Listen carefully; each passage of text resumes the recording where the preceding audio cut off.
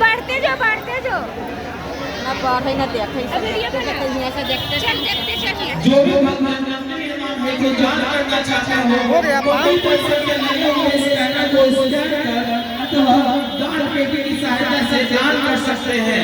प्रियांशी राज के द्वारा 201 रुपए का दान किया गया है मंदिर निर्माण हेतु। शुभम कुमार के द्वारा 51 रुपए का दान किया गया है। जो भी मंदिर निर्माण हेतु दान करना चाहते हो मंदिर परिसर में लगे हुए स्कैनर को स्कैन कर अथवा दान पेटी की सहायता से दान कर सकते हैं। शुभम कुमार संग्राहक के द्वारा 51 रुपए की शुभ राशि प्रदान की गई है।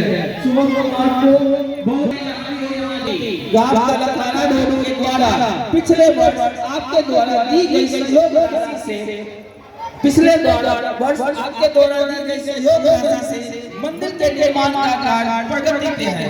जो भी भक्त मंदिर निर्माण हेतु दान करना चाहते हो जो भी भक्त मंदिर निर्माण हेतु दान करना चाहते हो मंदिर परिसर में लगे हुए स्कैनर अथवा दान पेटी की सहायता से मंदिर निर्माण हेतु दान कर सकते हो।